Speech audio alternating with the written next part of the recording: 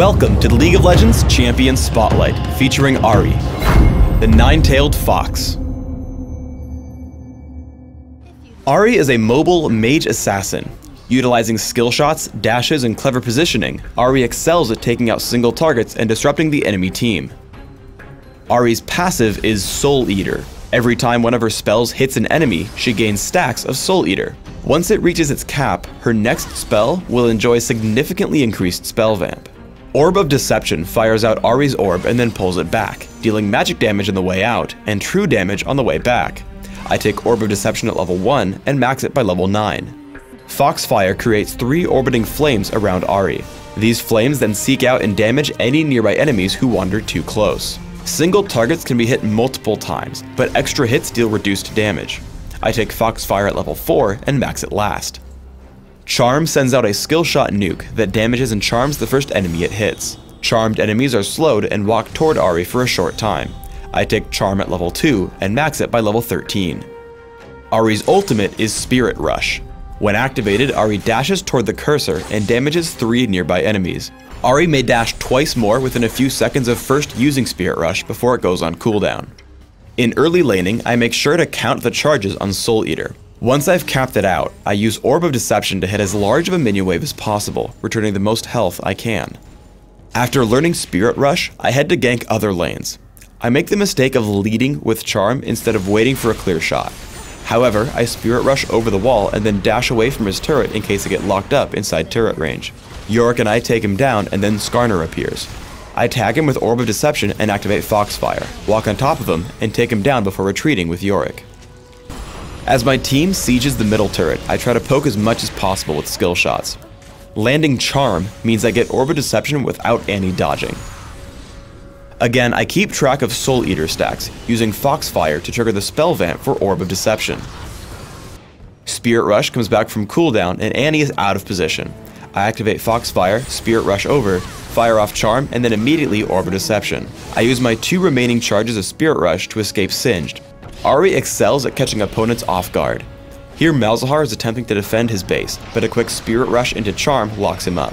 I follow with Foxfire into Spirit Rush and a point-blank Orb of Deception for the kill. With my final charge of Spirit Rush, I escape from underneath the turret. Once everyone gets together for the fight, I try to keep my distance and just dish out damage with my basic spells until I notice an opening.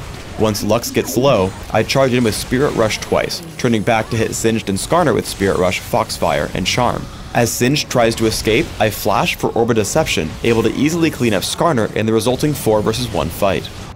Our opponents catch us near Baron. I open up on Skarner because I can't assassinate anyone with so many crowd control effects on the enemy team. We're able to kill him rather quickly as I use Spirit Rush not to dive onto enemy champions, but to damage the surrounding enemies, Skarner and Singed. Once Skarner falls, I look to take out squishier targets like Annie, landing Charm and Foxfire to pick up the kill. With most of their team dead, I'm able to play a little bit more aggressively by walking up to Singed for Orb of Deception and Foxfire, killing him. With the fight now 4 vs 1, I leave my team to clean up Lux as I head toward my minion wave to push down the enemy base. On Dominion, Ahri's all-out offense lets you really help your team out in larger fights. As we push onto the windmill, I land skill shots on Tristana and Dr. Mundo, activating Foxfire to help pick up Fizz. With Ignite and Orb of Deception, I wear my opponents down further. After, I decide I can go in for the kill on Tristana. Ghost, Charm, and basic attacks grab the kill, and I escape for a health relic. Once we've actually captured the windmill, Fizz respawns and shows up. I know with my remaining health I can only attempt to interrupt his captures, but once Alistar comes in to help, I try to bait him over. He lunges at us with Playful Trickster, and as soon as Alistar lands Pulverize, I tag him with Charm, allowing Alistar to headbutt him away for a kill underneath our turret. It's important to note that landing skill shots is extremely vital when playing Ahri. I spot Heimerdinger heading in toward the Speed Shrine.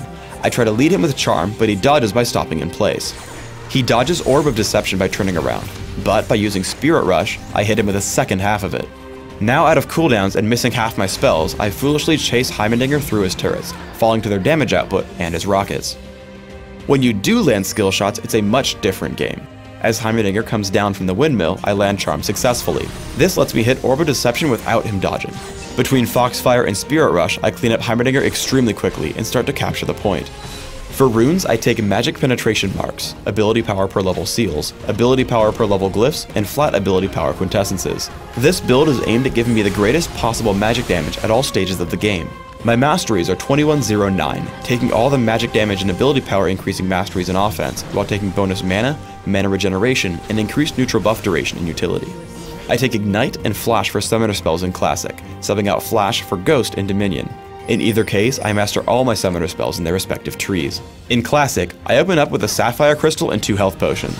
I upgrade quickly to Catalyst the Protector and grab Boots of Speed before upgrading further to Rod of Ages and Sorcerer's Shoes. I then start major ability power purchases through Raven's Deathcap, Will of the Ancients, and if required, Void Staff. I then buy a Lichbane and consider selling Rod of Ages for Rylith's Crystal Scepter. In Dominion, I take a similar build, but open with Prospector's Ring and Boots of Speed, while skipping the Rod of Ages. I follow the same path as before, taking Rabadon's Deathcap, Will of the Ancients, and seeing if I need Void Staff to combat my opponent's magic resist. Like in Classic, I also take Lichbane and Rylith's Crystal Scepter. Thanks for tuning in to the Ahri Champion Spotlight. Please subscribe to the Riot Games YouTube channel above, and don't forget to thumbs us up just below the video.